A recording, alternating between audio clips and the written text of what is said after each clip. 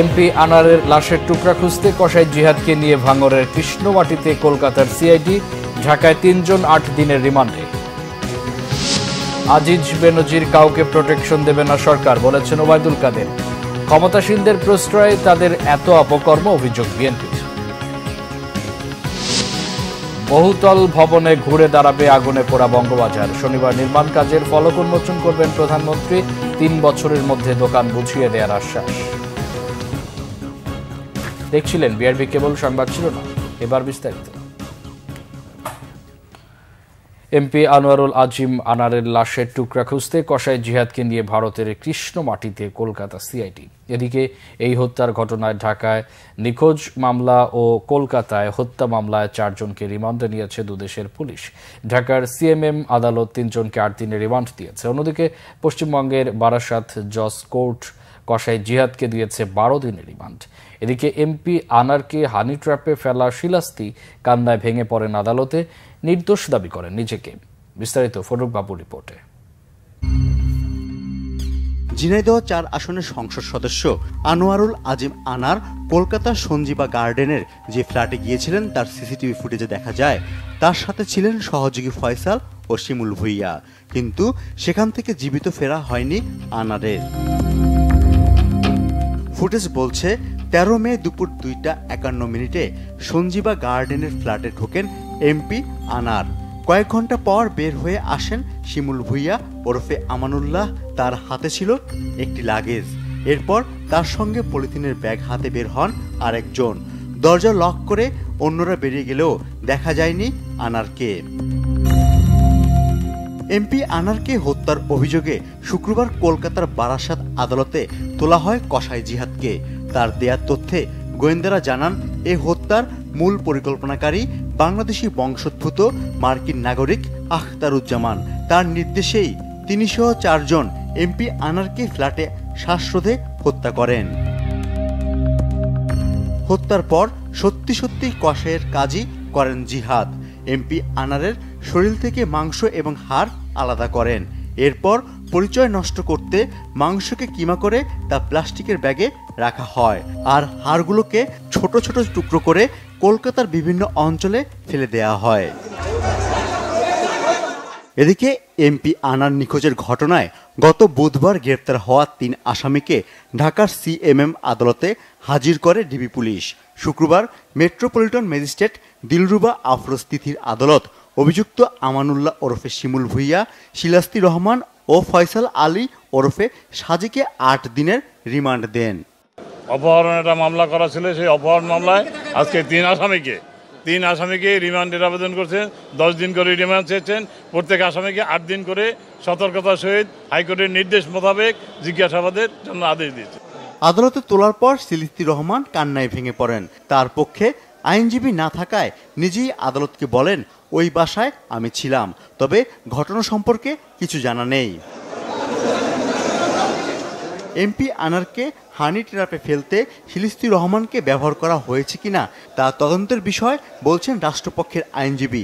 যদি 164 করে যাকে টোপ হিসাবে ব্যবহার করা হয়েছে, সেক্ষেত্রে আইনে কি তার আইনগত শাস্তি হবে না, তাহলে সাক্ষী হিসেবে তাকে নিলে মামলাটা বরং শক্ত হবে। বাবার হত্যাকারীর বিচারের আশ্বাস দিয়েছেন প্রধানমন্ত্রী। জানিয়েছেন ঝিনাইদহ 4 আসনের সংসদ সদস্য আনারুল আজিম আনারের মেয়ে মুমতারিন ফেরদৌস ডরিন। আমার চোখের পানি, আল্লাহ এর বিচার করবে। আল্লাহ অবশ্যই আছে, আল্লাহ বিচার করবে। ফররুক বাবু, বাংলা ভিশন, ঢাকা। সাবেক সেনাপ্রধান কিংবা আইজিপি, অপরাধী যত প্রভাবশালী হোক, সরকার কাউকে প্রোটেকশন দেবে না, বলেছেন আওয়ামী লীগ সাধারণ সম্পাদক ওবায়দুল কাদের। বলেন, কেউ অপরাধ অপকর্ম করতে পারে, সরকার শাস্তি দেওয়ার সৎ সাহস দেখিয়েছে কিনা সেটাই বিষয়। নির্বাচন ও আন্দোলনে ব্যর্থ হয়ে বিএনপি নেতারা এখন বেসামাল, এমন মন্তব্য করেন ওবায়দুল কাদের। দাবি করেন, আওয়ামী লীগ ক্ষমতা অর্জন করেছে, দখল করেনি। তাইমুর রশিদের রিপোর্ট। 23 বঙ্গবন্ধু অ্যাভিনিউতে দলের কেন্দ্রীয় কার্যালয়ে সংবাদ সম্মেলন করেন আওয়ামী লীগের সাধারণ সম্পাদক ওবায়দুল কাদের। বলেন, অপরাধীকে শাস্তি দেওয়ার সৎ সাহস আওয়ামী লীগের আছে। এ ব্যাপারে জিরো টলারেন্স নীতিতে অটল শেখ হাসিনা। অপরাধ করলে কেউ পার পাবে না বলেও হুঁশিয়ারি তার। অপরাধ করে কেউ পার পাবে, বিচার বিভাগ স্বাধীন, দুদক স্বাধীন। সেখানে যদি অপরাধী হিসেবে সাব্যস্ত হয় কেউ, আমরা তাকে প্রোটেকশন দিতে চাই। তিনি সাবেক আইজিপি আর সাবেক সেনাপ্রধান। ওবায়দুল কাদের বলেন, বিএনপি মহাসচিবের মানসিক ট্রমা এখন ভয়াবহ পর্যায়ে। দাবি করেন, এই সরকারের আমলে বিএনপি নেতাকর্মী সহ নিরীহ কেউ হয়রানির শিকার হননি, তবে অপরাধ করলে ছাড় নেই। বিএনপি ক্ষমতা না পেয়ে পথ হারিয়ে দিশেহারা পথিকের তারা আজকে বেসামাল বক্তব্য দিচ্ছে। তাদের শক্তি কমে এসেছে ক্রমান্বয়ে নেতিবাচক রাজনীতি। আওয়ামী লীগ ক্ষমতা অর্জন করেছে, ক্ষমতা দখল। এর আগে সাবেক সংসদ সদস্য ও নেত্রকোনা জেলা আওয়ামী লীগের সহ সভাপতি মানু মজুমদারের মরদেহে শ্রদ্ধা জানায় আওয়ামী লীগ। বঙ্গবন্ধু অ্যাভিনিউয়ের কেন্দ্রীয় কার্যালয় প্রাঙ্গণে প্রথমে প্রধানমন্ত্রী ও পরে দলের পক্ষে শ্রদ্ধা জানান আওয়ামী লীগের সাধারণ সম্পাদক। তাইমুর রশিদ, বাংলাভিশন, ঢাকা। বিএনপির ভাইস চেয়ারম্যান শামসুজ্জামান দুদু বলেছেন, সাদা চামড়ার কারা আলাদা রাষ্ট্র করতে চায় তা পরিষ্কার করতে হবে। জাতীয় প্রেস ক্লাবের সামনে এক অবস্থান কর্মসূচিতে তিনি এই দাবি জানান। যুবদল সভাপতি সুলতান সালাউদ্দিন টুকু এবং বিএনপি নেতা ইঞ্জিনিয়ার ইশরাক হোসেন সহ রাজবন্দীদের মুক্তির দাবিতে এই অবস্থান কর্মসূচির আয়োজন করা হয়। এ সময় দুদু বলেন, কে নতুন রাষ্ট্র করার দাবি করেছেন তা স্পষ্ট করে বলতে হবে। এর সাথে দেশের সার্বভৌমত্বের প্রশ্ন জড়িত বলে দাবি করেন দুদু। কর্মসূচিতে বক্তারা দাবি করেন, সাবেক সেনাপ্রধান আজিজকে যে নিষেধাজ্ঞা দিয়েছে আমেরিকা, এটি দেশের জন্য, একটি বাহিনীর জন্য লজ্জার। তারা বলেন, সাবেক পুলিশ প্রধানের অবৈধ সম্পদ ক্রোক করার আদেশ দিয়েছেন আদালত। এই দুজনই সরকারের প্রশ্রয় এইসব অপকর্ম করেছে বলে অভিযোগ তাদের। বলেন, এমন লোককে এমপি বানানো হয়েছে যাকে প্রতিবেশী দেশে খুন করা হয় স্বর্ণ চোরাচালানের ভাগ। বাংলাদেশের রাস্তাঘাট, বন্দর সবকিছু একটি পার্শ্ববর্তী দেশকে দিয়ে দিয়েছে। আপনি নিজেও স্বীকার করেছেন, ভারতকে এমন কিছু আপনি দিয়েছেন যা সে আপনার কখনো বলতে পারবে। তাহলে সাদা চামড়া বলতে আপনি কাদেরকে মিন করেছেন? কে আপনার কাছে দাবি করেছে আর সাদা চামড়ারা নতুন রাষ্ট্র বানাতে চাচ্ছে? এই কথাটি আপনাকে পরিষ্কার করতে হবে। আপনি পদত্যাগ করে বিরোধী দলের সঙ্গে আলোচনা করে একটি সুস্থ নির্বাচনের মাধ্যমে বাংলাদেশ রক্ষা করার জন্য একটি সরকার, জনগণের হাতে ক্ষমতা, জনগণের ক্ষমতা জনগণের হাতে ফিরিয়ে দেন। ভয়াবহ অগ্নিকাণ্ডে ছাই হওয়া বঙ্গবাজারে শেষ পর্যন্ত নির্মাণ হতে যাচ্ছে বহুতল আধুনিক বিপণী বিতান। শনিবার নির্মাণ কাজের ফলক উন্মোচন করবেন প্রধানমন্ত্রী শেখ হাসিনা। পরিদর্শনে গিয়ে স্থানীয় সরকার মন্ত্রী তাজুল ইসলাম বলেছেন, বঙ্গবাজারের মতো বড় অবকাঠামো নিয়েই ধোঁয়াশা তৈরি করা হলেও সবই নির্মাণ করা হবে। আর ঢাকা দক্ষিণের মেয়র শেখ ফজলেনুর তাপস জানিয়েছেন, আগামী 3 বছরের মধ্যে দোকান বুঝিয়ে দেওয়া হবে। মিরাজ হোসেন গাজী রিপোর্ট। সেদিন নগরবাসীর সকাল হয় ভয়াবহ অগ্নিকাণ্ডের খবরে। গেল বছরের 4 এপ্রিল রাজধানীর বঙ্গবাজারে লাগা আগুন নিয়ন্ত্রণে সময় লাগে প্রায় 75 ঘন্টা। আর সেই সময়ে চোখের সামনে পুড়ে ছাই হয়ে যায় ব্যবসায়ীদের সব স্বপ্ন ও জীবিকার অবলম্বন। চোখের জল মুছে ঘুরে দাঁড়ানোর চেষ্টায় থাকা ব্যবসায়ীদের জন্য নির্মাণ করা হচ্ছে 10 তলা বহুতল আধুনিক বিপণী বিতান। শনিবার প্রধানমন্ত্রী শেখ হাসিনা পুরো মার্কেটের সেই স্থানেই নতুন ভবন নির্মাণ কাজের ভিত্তিফলকের মোড়ক উন্মোচন করবেন। শুক্রবার বিকালে অনুষ্ঠানস্থল পরিদর্শন করেন স্থানীয় সরকার, পল্লী উন্নয়ন ও সমবায় মন্ত্রী তাজুল ইসলাম এবং ঢাকা দক্ষিণ সিটি কর্পোরেশনের মেয়র শেখ ফজলেনুর তাপস। এবং দেখেন 1 বছরের মধ্যে আমরা সকল নকশা এবং দরপত্র সম্পন্ন করে ফেলছি।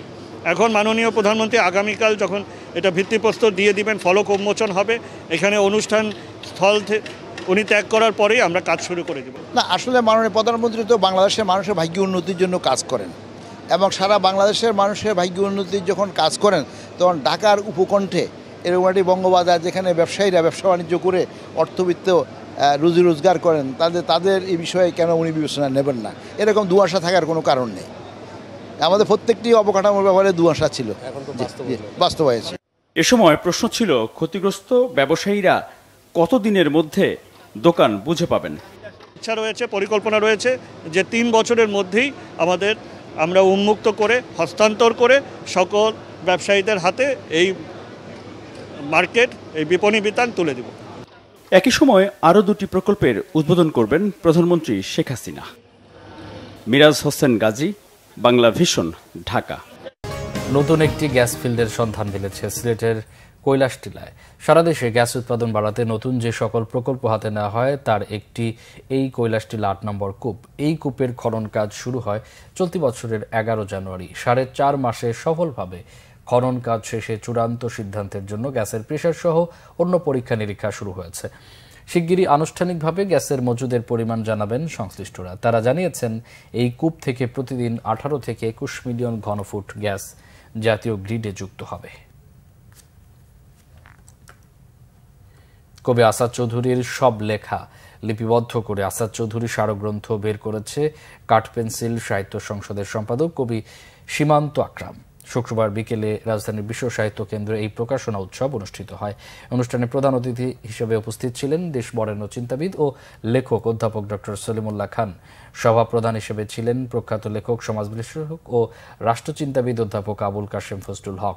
বিশেষ অতিথি ছিলেন স্বাধীনতা পুরস্কারপ্রাপ্ত লেখক ও মুক্তিযোদ্ধা সংগঠক সিরাজউদ্দিন আহমেদ, কথা সাহিত্যিক আনোয়ারা সৈয়দ হক, কবি আসাদ মান্নান ও শিশু সাহিত্যিক ফরিদুর রেজা সাগর সহ আরও অনেকে। এ সময় কবি আসাদ চৌধুরীকে নিয়ে স্মৃতিচারণ করেন আলোচকরা। বলেন, আসাদ চৌধুরীর লেখা রাষ্ট্রীয়ভাবে বাংলা একাডেমির সংরক্ষণ করা উচিত ছিল, সেই কাজটি কাঠপেন্সিল সাহিত্য সংসদ করছে। ফিফার সাজার দায় স্বীকার করেছেন বাফুফের সিনিয়র সহসভাপতি আব্দুস সালাম মুর্শিদি। জরিমানার অর্থ শোধের প্রতিশ্রুতি দিয়েছেন তিনি। গুলশানে সরকারি বাসভবন অবৈধভাবে দখলের অভিযোগে দুদকের মামলায় এমনিতেই ঝামেলায় আছেন খুলনা 4 আসনের সংসদ সদস্য আব্দুস সালাম মুর্শিদি।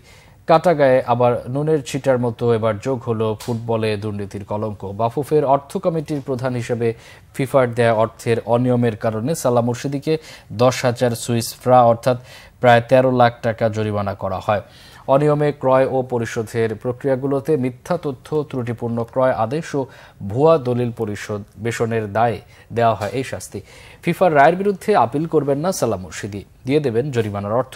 ফিফার দেয়া সাজার প্রক্রিয়ায় সালাম মুর্শিদি জানান, ফিফার 3টি অভিযোগের 2টি তিনি খণ্ডাতে সক্ষম হয়েছেন। শেষ অভিযোগটির দায় স্বীকার করে সালাম মুর্শিদি বলেন, ক্রয় প্রক্রিয়ায় 4 জন স্বাক্ষরকারীর মধ্যে 2 জনকে এরই মধ্যে ফিফা নিষিদ্ধ করেছে। সভাপতি কাজী সালাউদ্দিন সরাসরি জড়িত না থাকায় তাকে খারিজ করা হয়েছে। তবে তিনি যেহেতু ফিনান্স কমিটির চেয়ারম্যান, সেই কারণেই তাকে গুনতে হচ্ছে ন্যূনতম 10,000 সুইস ফ্রা আর্থিক জরিমানা। সংবাদ শেষ করব বিআরবি কেবল শিরোনামগুলো আরেকবার জানিয়ে।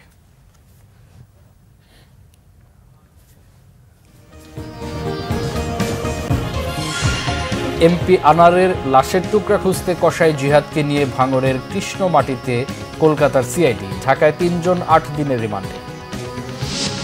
আজিজ বেনজির কাউকে প্রোটেকশন দেবে না সরকার, বলেছেন ওবায়দুল কাদের। ক্ষমতাসীনদের প্রশ্রয়েই তাদের এত অপকর্ম, অভিযোগ বিএনপি। বহুতল ভবনে ঘুরে দাঁড়াবে আগুনে পোড়া বঙ্গবাজার। শনিবার নির্মাণ কাজের ফলক উন্মোচন করবেন প্রধানমন্ত্রী। 3 বছরের মধ্যে দোকান বুঝিয়ে দেওয়ার আশ্বাস।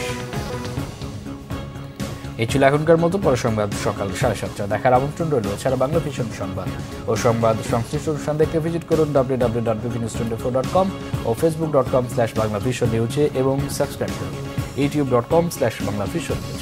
এতক্ষণ সাথে থাকায় অসংখ্য